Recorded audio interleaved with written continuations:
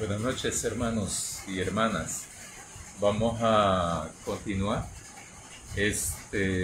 con el estudio del libro Apocalipsis. Solo espero de que la lluvia no interfiera en el sonido, ¿verdad? Porque sí está cayendo una lluvia bastante fuerte. Quiero invitarles a que oremos para pedirle a Dios la dirección para este estudio. Oremos.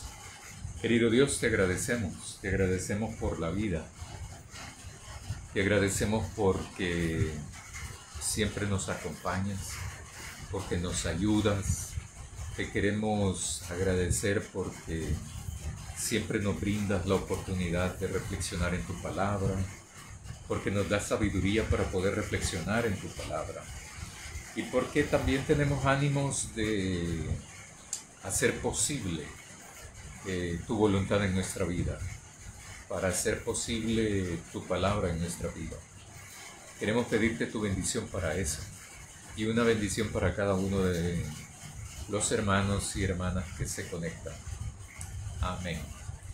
Ahora, hermanos y hermanas, hemos finalizado el jueves pasado con el mensaje a la iglesia en la Odisea.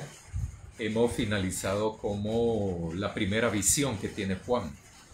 La primera visión que tiene Juan, que fue transmitida, revelada por Jesús. Entonces, y eso quiero invitarles, aunque lo de ahora es el capítulo 4, sí quiero invitarles a buscar el capítulo 1 de Apocalipsis, los versículos del 9 hasta el final del capítulo 1. Lo voy a leer en una versión que se llama la Biblia de nuestro pueblo. Dice así el capítulo 1, versículo 9. Yo, Juan, hermano de ustedes, con quienes comparto las pruebas, el reino y la paciencia por Jesús, me encontraba exilado en la isla Patmos a causa de la palabra de Dios y del testimonio de Jesús. Un domingo se apoderó de mí el Espíritu y escuché detrás de mí una voz potente como de trompeta que decía: lo que ves, escríbelo en un libro y envíalo a las 7 iglesias: Éfeso, Esmirna, Pérgamo, Tiatira, Sardes, Filadelfia y Laodicea. Me volví para ver de quién era la voz que me hablaba, y al volverme vi 7 lámparas de oro, y en medio de las 7 lámparas una figura humana, vestida de larga túnica, el pecho ceñido de un cinturón de oro, cabeza y cabello blanco, como la lana blanca, o como la nieve, los ojos como llama de fuego, los pies como de bronce brillante y acrisolado, la voz como el estruendo de aguas torrenciales. En su mano derecha sujetaba 7 estrellas, de su boca salía una espada afilada de doble filo, su aspecto como el sol brillando como a toda fuerza. Al ver esto, caí a sus pies como muerto, pero él, poniendo encima la mano derecha, me dijo: no temas, yo soy el primero y el último, el que vive y estuvo muerto, y ahora ves que estoy vivo por los siglos de los siglos, y tengo las llaves de la muerte y el abismo. Escribe lo que viste, lo de ahora, y lo que sucederá después. Este es el símbolo de las 7 estrellas que viste en mi mano derecha y las 7 lámparas de oro. Las 7 estrellas son los 7 ángeles de las 7 iglesias. Las 7 lámparas son las 7 iglesias. Eso es la primera visión que tiene Juan. Hay que acordarse de que, bueno, lo primero que hay que acordarse es que este libro fue escrito aproximadamente entre el año 90 y el 97, 98. Entonces, o sea que han pasado aproximadamente entre 90 y 97, 98 años después que Jesús murió, bueno, fue crucificado y resucitó. Entonces, casi ha pasado un siglo de todo, todo ese acontecimiento de la muerte y resurrección de Jesús. Ha pasado casi un siglo de eso, han pasado casi 100 años. Entonces han habido generaciones de cristianos y cristianas. Entonces, y ya lo que hemos hablado, ¿verdad? Anteriormente sobre esto. Cuando Juan está ahí en Patmos, está en la isla precisamente que es una isla que servía como cárcel para todas aquellas personas que estaban en contra del Imperio Romano. Esa isla cárcel era administrada por el Imperio Romano. Todas aquellas personas disidentes del imperio, entonces algunos de ellos eran llevados ahí. Entonces, y no tenían escapatoria, ¿verdad? Por la ubicación geográfica de la isla, entonces nadando no podía salirse nadie, solamente en una lancha, en un barco pequeño, ¿verdad?, que podía entonces escapar. La primera visión termina con el mensaje emitido a las 7 iglesias que se mencionan ahí. Y es dado por Jesús. Juan no lo ha visto todavía, no lo puede identificar Juan, solo dice que es una persona con figura humana. Entonces no es alguien que ha sido revelado físicamente. Siempre el lenguaje apocalíptico es un lenguaje muy de figuras literarias.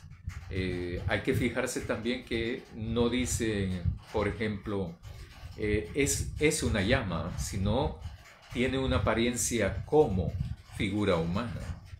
Entonces, eso no hay que perderlo de vista. No está diciendo que es un hombre, no está diciendo que es una mujer, no está diciendo que es una persona humana, tiene figura como humana. En este sentido hay que interpretar eso de esa manera. Por eso en la Biblia a veces hay muchas veces, por ejemplo, aquí va a aparecer eso de que hay que agarrar el libro y comérselo, ¿verdad? Entonces no es cuestión de que, yo creo que sí, le he contado varias veces, de que hay un municipio que quemaban un salmo, lo vendían en los mercados. Entonces si uno tenía empacho o algo así, un problema gastronómico, entonces lo que decían era que este salmo se quemaba y se dejaba medio vaso de vidrio a media, la mitad de agua de un vaso de vidrio se ponía a serenar en la noche, se dejaba en el patio. Luego en la mañana se venía, se quemaba el salmo, lo vendían así ya impreso, el salmo se quemaba, se metía ahí, se revolvía y se tomaba. Y había que tomarlo en el nombre de Dios, ¿verdad? No es eso lo que funciona, ¿verdad? Quizá lo único beneficioso tal vez el carbón, ¿verdad?, de la quemada del papel, pero porque antes se vendían, no sé si se venden actualmente, pero antes se vendían las pastillas de carbón por cuestiones gastrointestinales. Entonces, no hay que tomarlo siempre como algo literal. A veces hay textos que lo que están haciendo es una interpretación de eso, el escritor lo que está haciendo eso. En ese sentido, entonces, aquí Juan cuando escribe, dice que esa persona habla de una manera determinada, pero ¿cómo le transmite eso Juan a sus lectores? ¿Cómo se lo va a transmitir si ellos no han estado presentes en la visión? Entonces se escriben de una manera determinada para que la gente cuando lean y otros que escuchan lo que están leyendo entonces se imaginen cómo fue. Entonces, por ejemplo, lo de la voz, que dice que se escuchaba como un aguas, como un estruendo, como una trompeta, etcétera, etcétera. Lo que están haciendo es utilizando figuras literarias, figuras en algunos casos alegóricas, para poder transmitir con mayor fidelidad lo que experimentó Juan en la visión. Hay muchas veces que uno no tiene manera como poder explicar ni lo que sucedió, ni las sensaciones, ni los sentimientos, ni los pensamientos que uno le provocó cierto tipo de experiencia. En este sentido, entonces, Juan, cuando escribe de esa manera también, y escribe en el género literario apocalíptica. Entonces, que utiliza muchas figuras, ¿verdad? Muchas imágenes, como para poder transmitir este mensaje. Hay que acordarse también que el género apocalíptica, este género literario, está escrito este género literario tiene características para revelar un mensaje, pero para ocultar al mismo tiempo. ¿A quienes no pueden interpretar esto? Los que no tienen las claves, ahora diríamos hermenéuticas, para eso. En aquella época, si los soldados romanos veían este libro y lo leían, no lo entendían para nada. No sabían quién era este hombre. No sabían quién era. Muchos de ellos ni siquiera sabían quién era Jesús. No sabían tampoco que esta persona, qué es eso del espíritu, ni nada de eso, ¿verdad? Pero algunos judíos sí sabían también. Entonces el género apocalíptica escribe de una manera determinada que uno puede decir, ¿verdad? Si uno no es cristiano en la actualidad, uno lee esto y uno puede decir que es de ciencia ficción. Alguien que no tenga fe, algo que nadie ha escuchado de Jesús ni de Dios. Entonces ellos pueden pensar de que esto sí es producto de una literatura de ciencia ficción, como diríamos ahora. Sin embargo, no lo es. Para nosotros no lo es. O no lo debiese ser tampoco.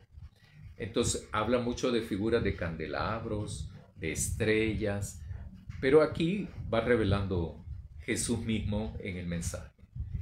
La primera visión se le revela mensajes a 7 iglesias, y cada uno de ellos lo fuimos reflexionando en su momento.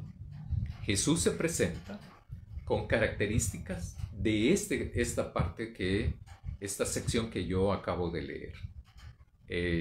No se presenta con la misma característica con todos, sino que va utilizando de esta sección, va utilizando una característica para Esmirna, otra para Éfeso, otra para la Odisea, y así sucesivamente.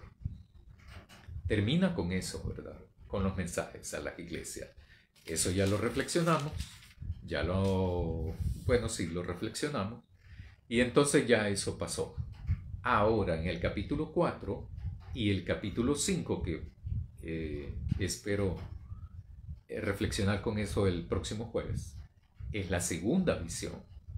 Esta segunda visión tiene también un contenido. Todo el libro tiene mensaje, tiene contenidos, tiene mensaje para las iglesias, tiene mensaje, y eso no hay que perderlo, ¿verdad? El mensaje es para las iglesias, para la gente que tiene fe en Jesucristo, para la gente que tiene fe en Dios. Para ellos es el mensaje. Entonces, dice en el capítulo 4, así que quiero, si pueden seguir la lectura, hermanos y hermanas. En el capítulo 4, el versículo 1 dice: contemplé después una puerta abierta en el cielo y oí la voz de trompeta que me había hablado al principio. Y se refiere particularmente Cuando él dice en el versículo 10 del capítulo 1, dice, un domingo se apoderó de mí el Espíritu de Dios, ¿verdad? Por supuesto. Y escuché detrás de mí una voz potente, como de trompeta. A eso se refiere el capítulo 4, versículo 1. Oí una voz de trompeta que me había hablado al principio. Y allá dice en el capítulo 1, aquí no lo dice, pero allá sí, como de trompeta. No es que le habló una trompeta, ¿verdad? Sube acá, le dijo, y te enseñaré lo que va a suceder después. En ese momento se apoderó de mí el Espíritu de Dios, no otro espíritu, ni el de él, no, el Espíritu de Dios. Entonces, es que, y dice, me tomó. Entonces, y ahí dice en el versículo siguiente, en ese momento se apoderó de mí el Espíritu. Vi un trono. Esto es lo clave, ¿verdad? Pero vi un trono colocado en el cielo y en él sentado uno cuyo aspecto era de jaspe, de cornalina, rodeando al trono brillaba un arco iris como de esmeralda. Alrededor del trono hay gente que se dedica mucho tiempo en esto, ¿verdad? De las piedras preciosas, y hay toda una teología para eso, que yo casi en cada estudio lo menciono, ¿verdad? Pero lo menciono porque es sumamente peligroso también. Y, por ejemplo, aquí da pie a otras personas a interpretar de que como Dios es el dueño del oro, de la plata, de las piedras preciosas, etcétera, etcétera, etcétera, etcétera. Entonces por eso sus hijos y sus hijas deben de pedir eso, porque como Él de Él es y nosotros somos hijos, hijas de Dios, entonces merecemos oro, plata y piedras preciosas, ¿verdad? No se trata nada de eso, ¿verdad? No se trata nada de eso. Yo lo decía el jueves pasado, por ejemplo, de que cuando dice Jesús, ¿verdad? Compra de mí. Entonces, compra de mí lo del el oro refinado y luego el colirio. No es que sea vendedor el de oro, ni proveedor de oro tampoco. O sea, no hay que reducir a Dios en la mercantilización de piedras preciosas ni de metales preciosos tampoco. No tiene nada que ver con eso, Dios. El reino de Dios no tiene nada que ver con eso. Entonces, aquí habla de que para Juan, esa persona, hay uno sentado en el trono que tiene aspecto, no que es, sino que tiene aspecto. Como yo les decía hace un momento, a veces para escribir es difícil, es sumamente difícil escribir lo que uno ve en la realidad. ¿Cómo describir, por ejemplo, el sentimiento de ira, por ejemplo? ¿Cómo describir un accidente? Para que cuando uno redacte esa nota, el lector pueda percibir cada uno de los detalles en los cuales ha sucedido un accidente determinado. Es difícil. Las crónicas periodísticas no reflejan realmente lo que sucedió en cualquier aspecto de noticia. Solo nos dan una pequeña parte, una perspectiva determinada del gran espectro de la realidad. La realidad es muy difícil, no solo describirla, sino que también lo que está haciendo Juan aquí es interpretando lo que él ve. A él le pareció jaspe, cornalina, esmeralda. Cuando dice que aparece alrededor del trono un arco iris, brillaba un arco iris porque allí estaba. y lo escribe. Pero ¿cómo era esa brillantez? Como de esmeralda. Entonces, ahí empieza la mezcla del mensaje. Y por eso es de tener un poco de cuidado en la interpretación también de esto.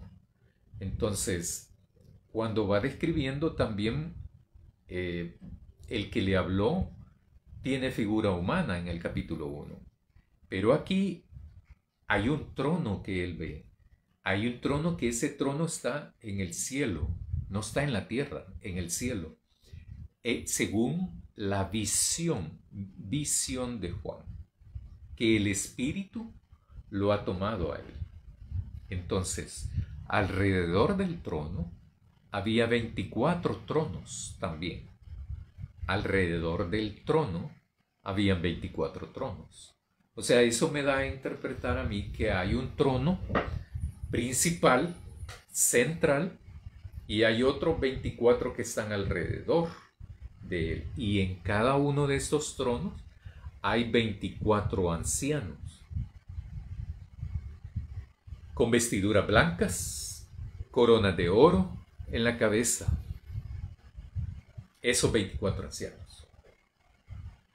Entonces uno empieza a imaginarse, a reflexionar, a interpretar, y entonces uno puede decir, entonces hay un trono principal, central. Creo que es mejor decir, hay un trono central y alrededor de este trono central hay 24 tronos, no son tronitos chiquitos, no dice eso, son tronos. Y en cada uno de estos 24 tronos hay 24 ancianos que están vestidos de una manera determinada, de blanco, y tienen corona. Entonces hay que ubicarse en esa época, donde sí habían reyes, pero una cosa que aquí hay común es que todos visten igual, todos tienen una ubicación alrededor del trono central. En este sentido, entonces, uno puede empezar a interpretar, a reflexionar. Este trono central, que está en medio de los otros 24, tiene implicaciones eso, ¿verdad? El trono, en esa época, es un símbolo de poder, ¿verdad? En esa época, hablando en términos humanos, el trono significaba que posiblemente allí estaba un rey, alguien que mandaba, alguien que tenía poder. Pero hay 24 tronos alrededor. O sea que también entonces hay 24 ancianos que tienen poder, que mandan, pero están alrededor de este. La ubicación puede significar también algo, ¿verdad? Que más adelante voy a hablar. Estos tienen vestidura blanca. Lo blanco en Apocalipsis significa victoria. No pureza, no nada de eso. En términos humanos, los significados humanos no son los significados bíblicos, ¿verdad? También en cuanto a los colores.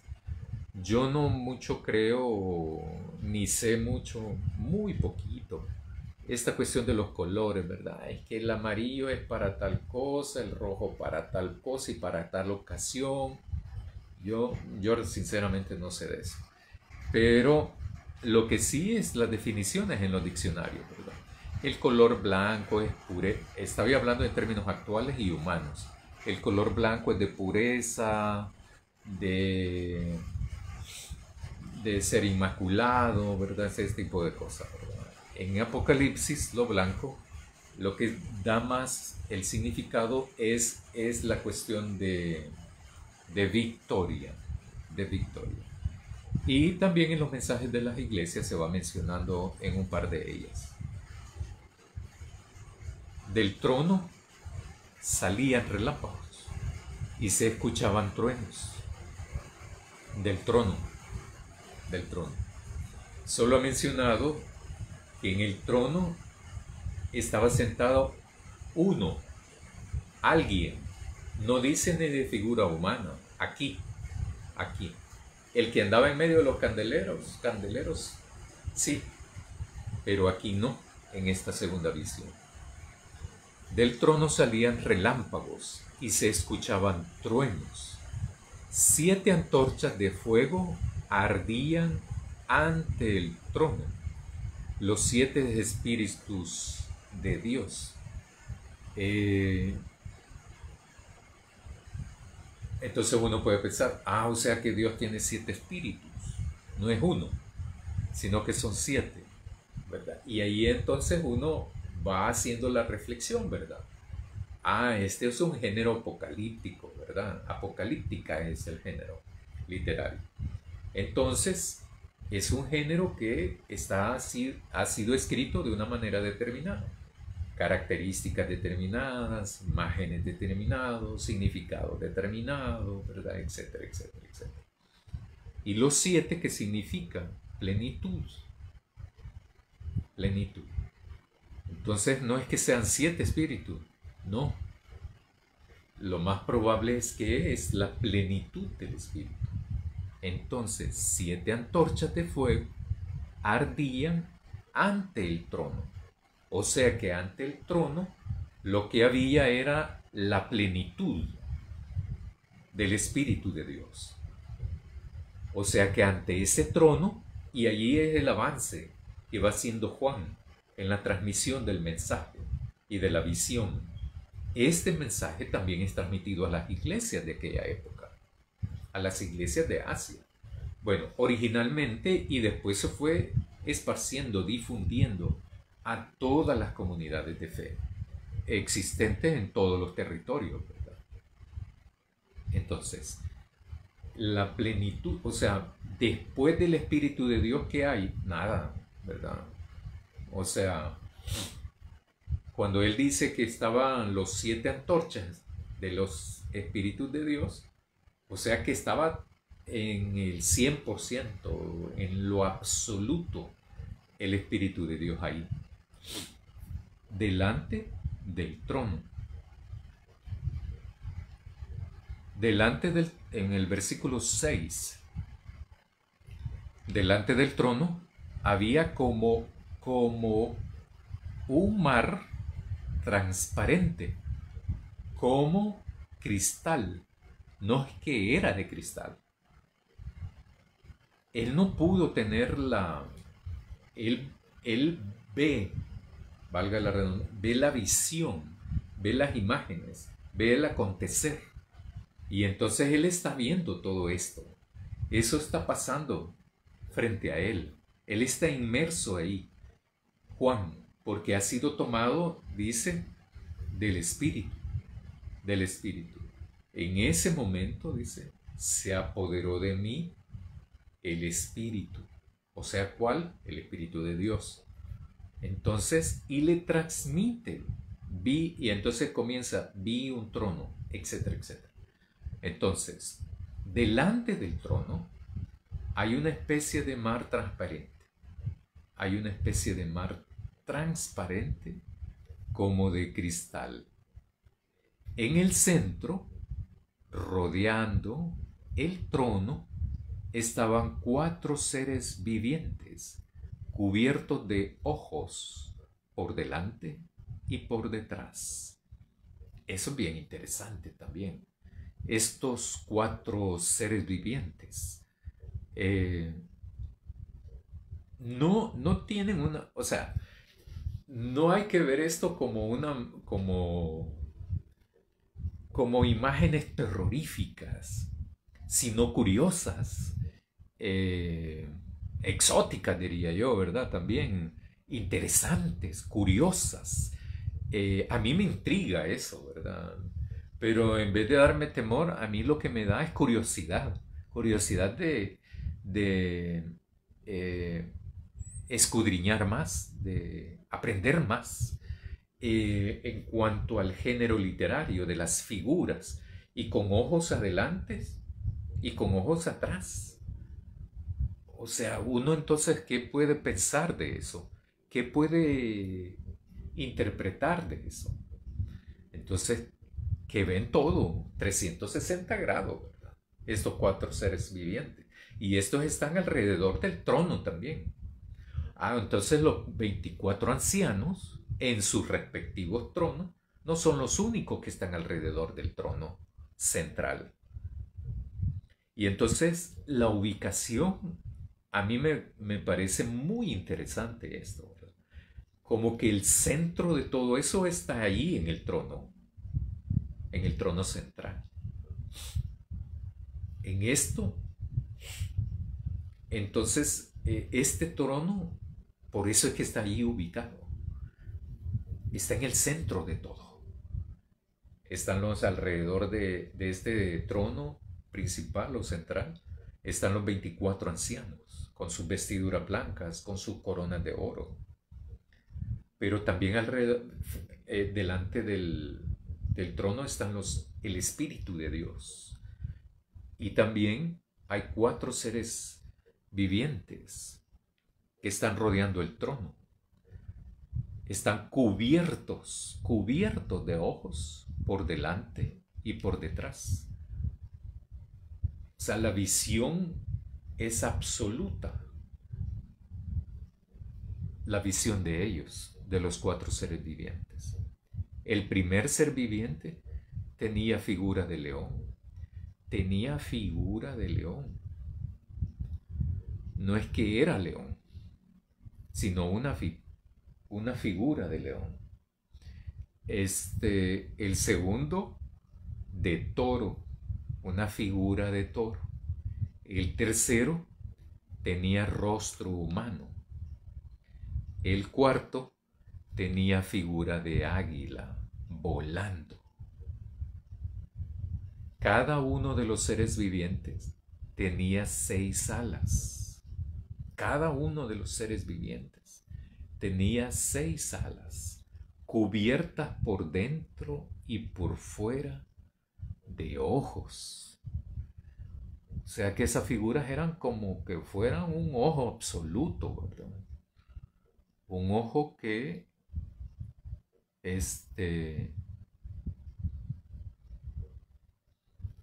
quizás ni tenía párpado aquí ni párpado atrás, ¿verdad? O sea, era el ojo completo. Estaban repletos. Tenían su cuerpo lleno de ojos, ojos adelante, atrás. Las 6 alas también estaban cubiertas de ojos. O sea, no escapaba nada, pues, de lo que acontecía. No se escapaba nada. De lo que ocurría, no escapaba nada. O sea, nadie pasaba desapercibido frente a estos 4 seres vivientes. Y estos seres vivientes están en medio del trono central. O sea que si el que estaba en el trono central pedía alguna información a uno de estos seres vivientes, se la daba. Estoy suponiendo, infiriendo. Si él le decía, ¿y qué pasa en tal parte? Le podían decir todo lo que pasaba. Otra suposición, ¿verdad? Voy a suponer, si alguien estaba en el trono central y si estos 4 seres vivientes que estaban alrededor del trono le podían permitir una visión profunda, absoluta, escudriñable ante todo lo que exista en la tierra o donde se disponga a ver el que está sentado en el trono. Entonces, nada pasa desapercibido para el que está sentado en el trono. Nada pasa inadvertido. No pasa nada sin que se dé cuenta el que está sentado en el trono central. Eso me resulta interesante para mí.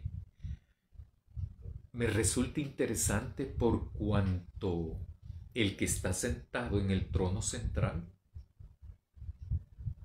sí está pendiente de lo que ocurre en la realidad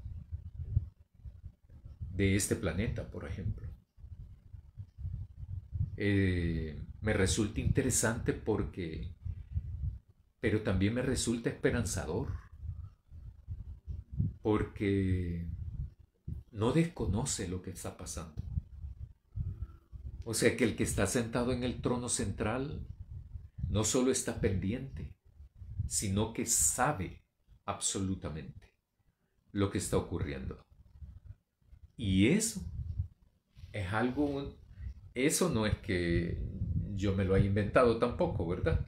Sino que también eso se va marcando en cada uno de los mensajes de las iglesias. Reina Valera dice, yo conozco tus obras. Yo sé cuánto vales, dice la versión latinoamericana. Esta versión dice, conozco tus obras, o sea, conozco tu realidad, conozco tu vida, la vida de la iglesia. Pero Jesús también, hablando del mensaje de las iglesias, ¿verdad? Jesús no solo conoce la vida de la iglesia, conoce la vida de toda la población de las ciudades, de los pueblos en donde están ubicadas estas iglesias. La Odisea, Filadelfia, Esmirna, Éfeso, etcétera, etcétera. Conoce bien la vida de allí. O sea que Jesús conoce la realidad social, cultural, económica, religiosa, eclesial, porque hago una diferencia entre lo iglesia y religión, ¿verdad? Estoy haciendo una diferencia. No es lo mismo la iglesia cristiana que la religión cristiana, no es lo mismo, ¿verdad? Para fines de, si tuviésemos una charla sociológica, antropológica, sí pudiésemos hablar de religión, de las religiones, por ejemplo, ¿verdad? Musulmana, judía, hindú, cristiana, etcétera, etcétera, etcétera. Entonces, Jesús no solo conoce la realidad de los miembros de la iglesia, la conoce. Y eso entonces a uno lo inspira, pues, ¿verdad? Lo llena de tranquilidad. El hecho de saber de que Jesús me conoce, me llena de tranquilidad. Me llena de alegría también. Me llena de optimismo, de esperanza. Porque este Jesús, en quien hemos depositado nuestra fe y nuestra esperanza, pero también nuestro amor, es alguien que nos conoce. Y entonces uno, lo busca, pues, para agradecerle por todo lo bueno que ha sido, pero también para solicitarle su ayuda cuando uno necesita de la ayuda de Dios o de Jesús. Y tiene esa confianza entonces, pues, ¿verdad? Ahora, volviendo a esto, por eso es que me resulta sumamente interesante esto de estos 4 seres vivientes llenos de ojos, ¿verdad? Entonces, a mí me supone, yo interpreto, de que posiblemente, estoy utilizando esos términos subrayados, ¿verdad? Para enmarcar de que es una interpretación la que estoy haciendo, de que esto no pasa nada desapercibido. Y la ubicación de ellos en el trono central también es clave, es estratégica o estratégicamente clave para el que está sentado en el trono central. Cada uno de los seres vivientes tenía 6 alas cubiertas por dentro y por fuera de ojos. No descansan ni de día ni de noche y dicen: Santo, santo, santo, Señor Dios Todopoderoso, el que era y es y será. Cada vez que los seres vivientes daban gloria y honor y gracias al que estaba sentado en el trono, al que vive por los siglos de los siglos, los 24 ancianos se postraban ante el que estaba sentado en el trono, adoraban al que vive por los siglos de los siglos y ponían sus coronas delante del trono diciendo: Eres digno, Señor Dios nuestro, de recibir la gloria, el honor y el poder, porque creaste el universo, no solo el mundo, el planeta Tierra, el universo, y por tu voluntad fue creado, y por eso, por tu voluntad, existió o existe, ¿verdad? El universo. Es toda una liturgia allí, ¿verdad? Es toda una adoración absoluta, plena, de mucha figura, de mucha simbología. La liturgia ahí es donde están reconociendo. En el capítulo 4 no nos dice Juan, no nos dice Juan quién es el que está sentado. No lo dice. Pero entonces sí se va, y eso es bastante bueno, bastante bonito para mí, ¿verdad? De que Juan no le va diciendo a uno de una sola vez: miren, el que está sentado es fulano, ¿verdad? No, no. ¿Por qué? Porque esto es, o sea, todo esto que ha escrito Juan no es por gusto, tiene propósito. El que está sentado en el trono central no es cualquiera. Tiene características, pero es el poseedor del poder. Pero aquí tengo que hacer otra cosa, ¿verdad? Otro comentario. Cuando hablamos de poder de Dios, tenemos que diferenciarlo a cómo es el poder del ser humano. Generalmente el poder del ser humano sirve para destruir a otros. Si no, veamos la creación, pues, ¿verdad? Porque aquí es un canto no solo de reconocer e identificar que el que está sentado en el trono central es el que es. El que está sentado en el trono central Él es el digno, el santo, el todopoderoso.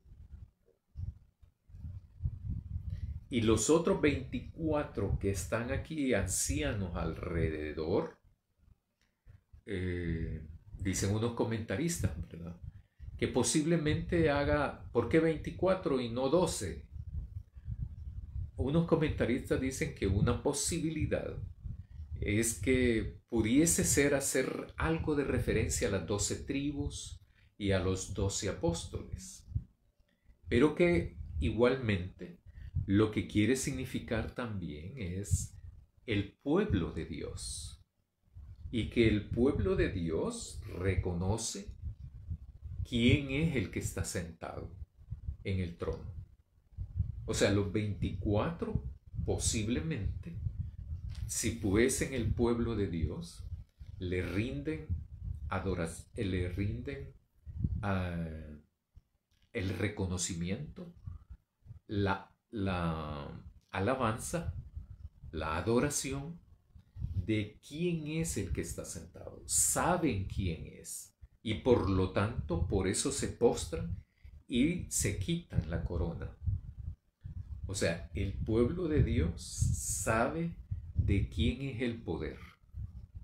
Han identificado en eso, de que Él, el que está sentado, es el Señor Dios nuestro, que está en el versículo 11 del capítulo 4.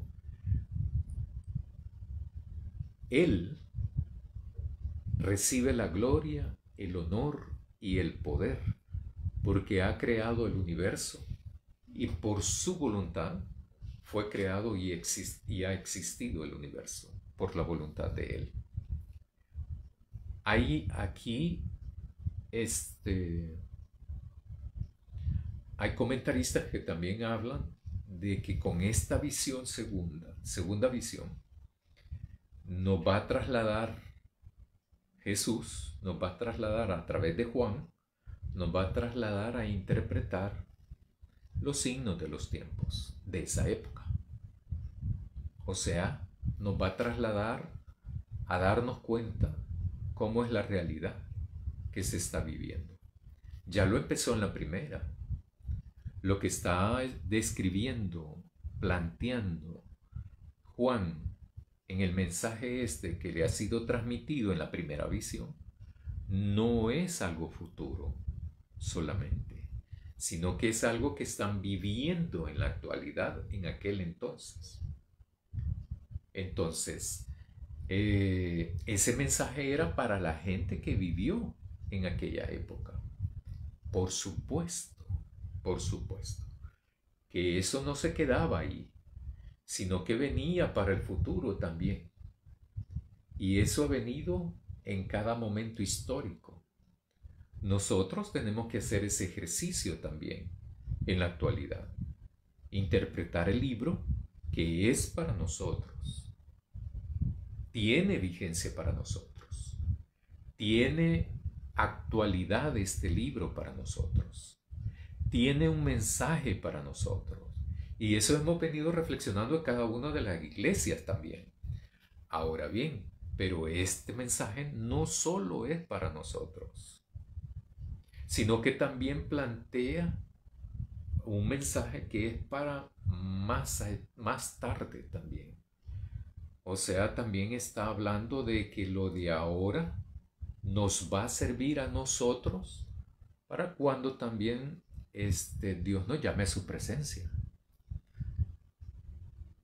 Para cuando venga nuevamente Jesús.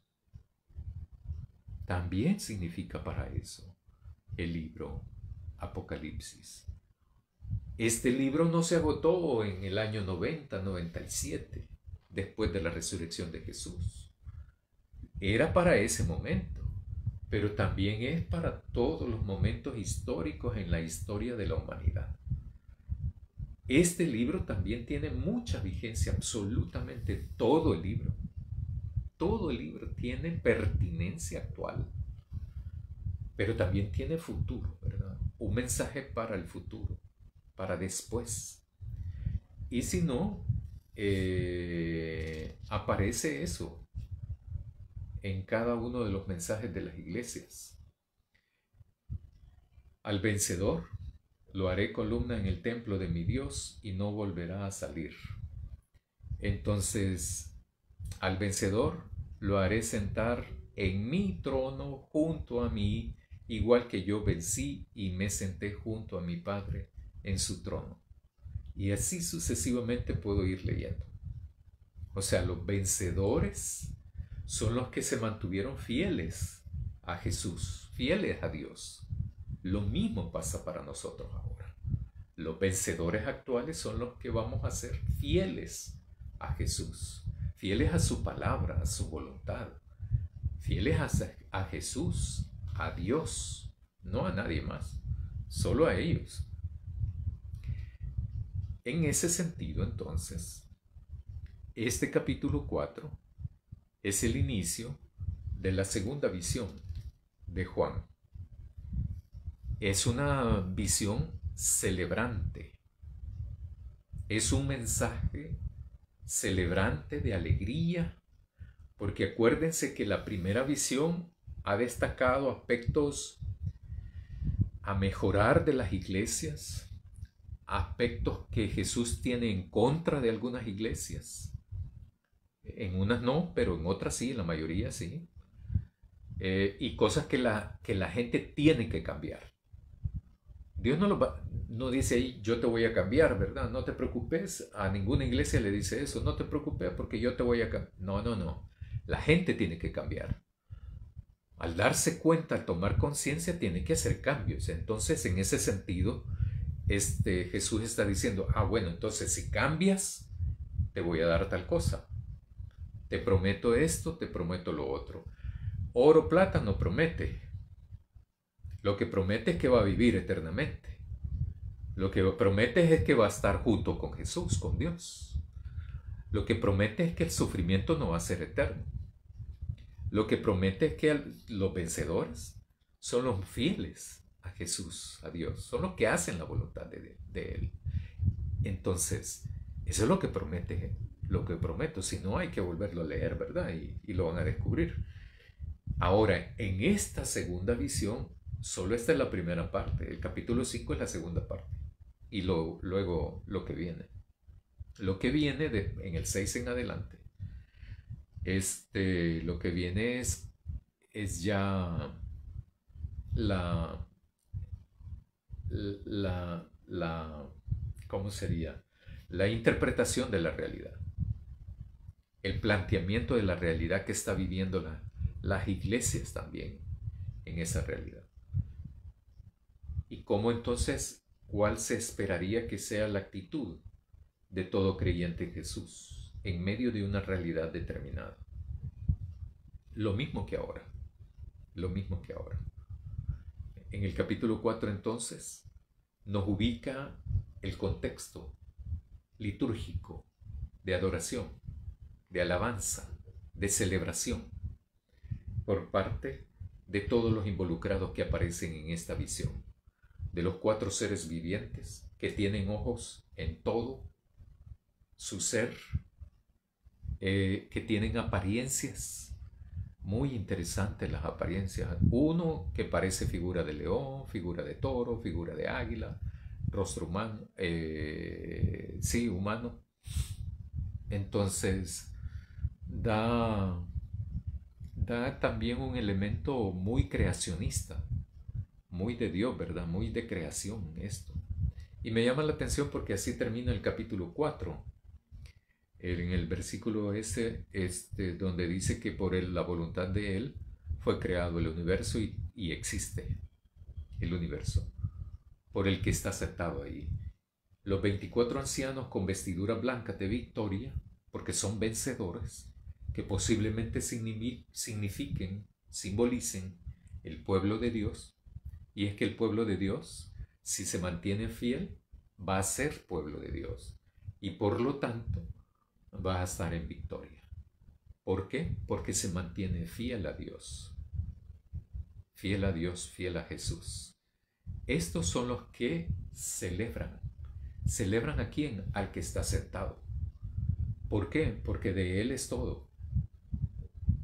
Por cuanto existe, es de Él.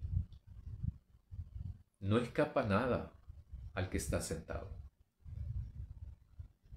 Porque ese que está sentado, que la próxima semana veremos quién es, el que está sentado está pendiente de todo. Pero no es como el ojo, ¿verdad? Acusador, y etcétera, etcétera. Lo hago con intención esto, ¿verdad? Porque se aparece. Es bien interesante eso porque es el cuadro donde presentan el camino corto, angosto y el camino ancho. Aparece el ojo así en una simbología de una pirámide que es masónica, ¿verdad? Eso es una figura masónica, o sea, de masón, pues. Y aparece el ojo, ¿verdad? Que todo lo ve. No es alguien así, ¿verdad? En la primera visión Jesús está pendiente de todo lo que pasa en las iglesias, pero para apoyar a las iglesias. Y ahora es este pueblo de Dios el que celebra esa presencia del que está sentado, porque está pendiente de todo cuanto existe en esta vida que nos toca vivir. En la actualidad es igual. Este mensaje es para nosotros. No es solamente para los que vivieron en aquella época, sino que también es para nosotros. De nosotros es la tarea de extraer esto y de actualizarlo y de ponerlo en práctica y de aprender de que Dios, de que Jesús son todopoderosos y de que están pendientes de todo cuanto pasa en esta vida y en este país y en todos los países, pues, ¿verdad? Pero Dios está para eso. Dios está pendiente de todo esto. Y Los seres dicen, Santo, Santo, Santo, Señor Dios Todopoderoso, el que era, y es, y será. Cada vez que los seres vivientes daban gloria y honor y gracias al que estaba sentado en el trono, el que vive por los siglos de los siglos, los 24 ancianos se postraban ante él que estaba sentado en el trono. Adoraban al que vive por los siglos de los siglos y ponían sus coronas delante del trono diciendo, Eres digno, Señor, Dios nuestro, de recibir la gloria, el honor y el poder, porque creaste el universo y por tu voluntad fue creado y existió. Que Dios nos ayude, hermanos y hermanas, a poder reconocer también con esa certeza, como hacen los 24 ancianos y que hacen los 4 seres vivientes, de quién es el Dios de nuestra vida. El Dios de nuestra vida no somos ni nosotros, sino que es Dios. Pero uno tiene que reconocer eso, tiene que identificarlo y reconocerlo. Y por lo tanto, celebrar de que Dios está presente aquí, en nuestra vida, en nuestra iglesia, en nuestro país. Y está presente precisamente porque Él es el dueño de todo. Y está presente también para acompañarnos en nuestras luchas, en nuestros aciertos y desaciertos. Pero también nosotros estamos aquí para estar juntamente con Dios, para poder hacer su voluntad y convertirnos en pueblo de Dios al servicio de Dios. Oremos, hermanos y hermanas. Querido Dios, te agradecemos porque siempre nos invitas a formar parte de tu pueblo, a formar parte de tu reino, en la medida que hagamos tu voluntad, en la medida que celebremos tu presencia, que celebremos tu presencia que nos anima, nos reconforta, pero también nos corrige, para poder ser mejores personas, mejores hombres y mujeres, mejores cristianos y cristianas, que anuncien siempre tu evangelio y que tu reino no es un ideal, sino que tu reino es una realidad que se vive cada día de nuestra vida. Bendícenos y acompáñanos. Te lo suplicamos en el nombre de Jesús. Amén. Buenas noches, hermanos y hermanas.